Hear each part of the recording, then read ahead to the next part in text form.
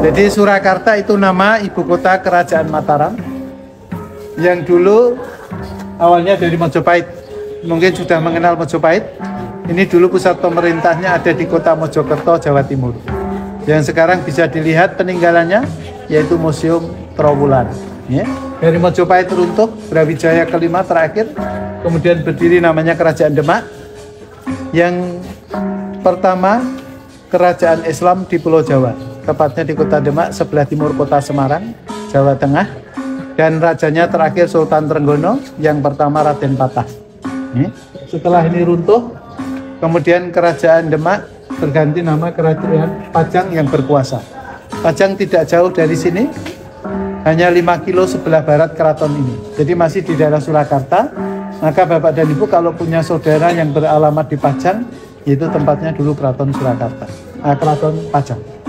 Ini rajanya yang terakhir yang bernama, yang terkenal yaitu Sultan Hadiwijoyo atau yang dikenal dengan nama Joko Tingkir. Joko Tingkir, bukan Jokowi ya Pak. Jokowi itu yang sekarang. Ini setelah runtuh, kemudian kerajaannya berganti nama Mataram. Jadi Mataram ini ibu kota negaranya termasuk adalah Surakarta, ini adalah ibu kota negara Mataram. Tetapi pertama kali dulu berada di kota gede Yogyakarta yang sekarang terkenal kerajinan peraknya. Dari kota gede pindah ke Pleret, masih di daerah Bantul. Dari Pleret pindah lagi ke tempat namanya Kartosuro.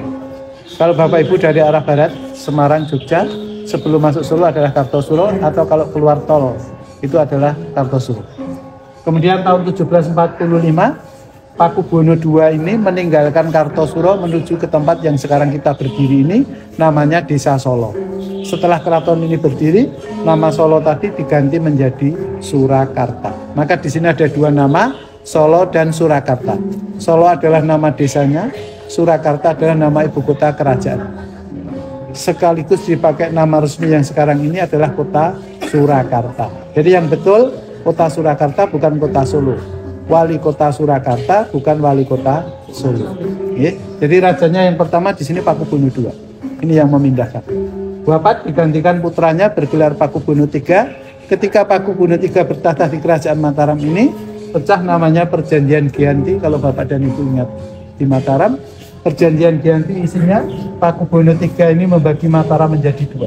Yang sebelah barat diberikan kepada pamannya yang bernama Pangeran Mangkubumi, kelak bergelar Hamengkubuwono ke-1, keratonnya Yogyakarta, yang masih berdiri juga sampai sekarang. Maka tadi saya menyebut di sana adalah saudara mudanya Keraton Surakarta karena baru pecah zamannya Pakubono III. Maka Keraton Surakarta ini lebih tua daripada Yogyakarta. Ini sekarang Hamengkubuwono 10, di Surakarta sudah Pakubono 13 yang sekarang. Ya. Di sana ada satunya lagi yang bernama Kadipaten Puromangkunegaran, Paku Alaman, ini di bawahnya Keraton Yogyakarta. Ini kadipatennya. Kalau Jogja sekarang masih memiliki kekuasaan daerah istimewa, Sultan sebagai gubernurnya, di sini sebagai wakil gubernurnya. Di Surakarta 2 tahun kemudian, tadi Perjanjian Giyanti tahun 1755, kemudian 2 tahun kemudian yaitu 1757, Pakubono III ini pecah lagi perjanjian namanya Perjanjian Solotigo. Karena penandatanganannya di kota Solotigo, kalau Giyanti tadi di desa Giyanti Karanganyar. Ya. Maka Pakubono III ini memberikan kuasa kepada Pangeran Sambernyowo Raden Mas Said untuk bertahta menjadi Kadipaten Puromangkunegaran, yaitu yang lain kira-kira 2 kilo dari sini. Ini yang bertahta sekarang Mangkunegoro 10 atau yang dikenal dengan nama Mas Bri atau yang masih lajang. Jadi tempatnya di sini. Ini tempat yang kemarin dipakai mantu Pak Jokowi. Waktu Mas Kaisang menikah itu tempatnya di sini, jadi bukan di sini. Dari keempat ini sebetulnya semua masih satu saudara. Karena Mangkunegoro ke-1 ini anak Kanjeng Pangeran Mangkunegoro, maka dia menggunakan gelar Mangkunegoro. Ini adalah kakak Pakubono II. Kalau tadi di sini pamannya, berarti ini adalah adiknya Pakubono II. Jadi semua masih satu keluarga, satu keturunan, tapi Surakarta adalah dinasti yang tertinggi grade-nya, yang tertua, penerus lurus dinasti Mataram sampai sekarang ini. Hanya bedanya, kalau Bapak, Ibu saya tanya, lebih mengenal mana? Jogja apa Surakarta? Jogja.